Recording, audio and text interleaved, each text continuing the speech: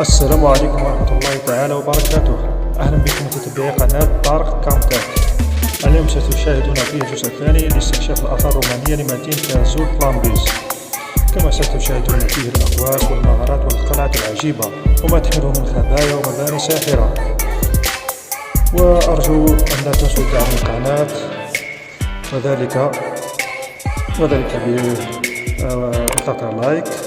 وسبسكرايب وتفعيل الجرس. وبدون إطالة مع هذه المشاهدة الشيقة.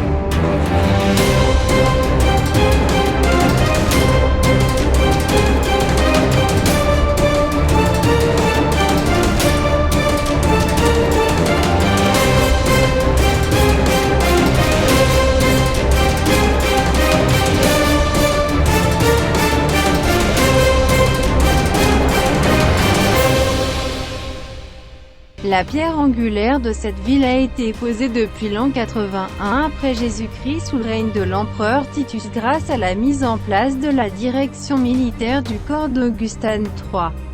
qui s'est estompé en la personne du commissaire,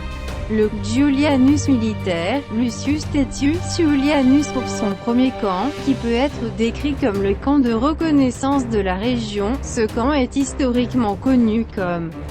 le camp 81 après Jésus-Christ, où le camp de l'Est a été suivi par la construction d'un autre camp appelé camp auxiliaire, car les chercheurs pensaient que les auxiliaires y séjournaient, puis il y a été établi le grand camp qui représente le quartier général de la 3e légion augustéenne, qui était situé au début à Hydra, à Maedara, entre 6 à 14 après Jésus-Christ et 75 après Jésus-Christ, puis à Tébessa, Téveste, entre 75 AD et 115 AD, pour choisir de s'installer définitivement en Lambésie, entre 115 à 117 AD, ce qui signifie qu'il y a 3 camps dans la ville, ce qui est une exception créée par cette ville. Cette ville a été témoin d'une visite historique de l'empereur Hadrien en l'an 128 après Jésus-Christ. Être promu municipium à la fin du IIe siècle. Puis selon la description de la colonie à une date inconnue entre 247 AD et 284 AD, et avec les réformes de Dioclétien, la ville est devenue la capitale de Numidia the Militari. Numidia Miliciana, vers 303 après Jésus-Christ, mais Constantin l'abandonna bientôt et la réintégra avec Numidia Circensis. Avec l'occupation vandale de l'ancien Maroc 429 à 534 AD, le rôle civilisationnel de la ville a décliné, et certains pensent qu'elle a été soumise au sabotage par les résidents locaux qui l'ont regardée en tant que symbole de l'oppression romaine, et malgré les tentatives des Byzantins de la raviver jusqu'à ce qu'ils échouent. Ils y sont restés jusqu'à l'arrivée des conquêtes islamiques vers 683 après Jésus-Christ.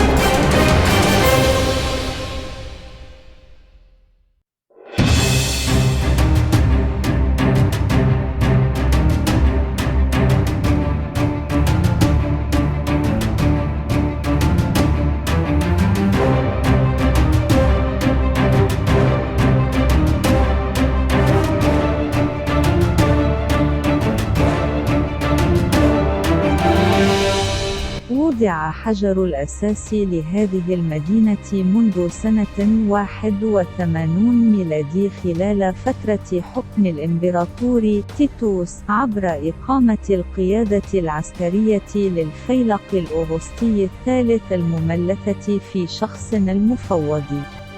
العسكري يوليانوس لوكيوس تيتيوس يوليانوس، لأول معسكر بها، والذي يمكن وصفه بالمعسكر الاستطلاعي للمنطقة. هذا المعسكر معروف تاريخيا باسم معسكر 81 ميلادي أو المعسكر الشرقي، أعقبه بناء معسكر آخر يسمى معسكر المساعدين، لاعتقاد الباحثين أن القوات المساعدة أوكسيليا كانت تقيم به ثم أقيم بها المعسكر الكبير الذي يمثل مقر قيادة الفيلق الأغسطي الثالث، الذي كان متواجدا في البداية بحيدرة عم ميدارة ما بين 6 إلى 14 ميلادي إلى 75 ميلادي، ثم في تبسة ذا فيستي ما بين 75 إلى 115 ميلادي، ليختار الاستقرار بصفة نهائية في لامبيزيز ما بين 115 إلى 117 ميلادي، ما يعني وجود 3 معسكرات في المدينة، وهو استثناء خلقته هذه المدينة. شهدت هذه المدينة زيارة تاريخية للإمبراطور هادريانوس لها سنة 128 ميلادي، ليتم ترقيتها إلى بلدية نيونخبيوم في نهاية القرن الثاني ميلادي، ثم على صفة المستوطنة في تاريخ مجهول محصور ما بين 247 إلى 284 ميلادي. ومع إصلاحات دقلديانوس تحولت المدينة لعاصمة نوميديا العسكرية نوميديا ميليتيانا حوالي 303 ميلادي، لكن سرعان ما تخلى قسطنطين على هذا وأعاد إدماجها مع نوميديا القيراطية نوميديا سيرتنسيس.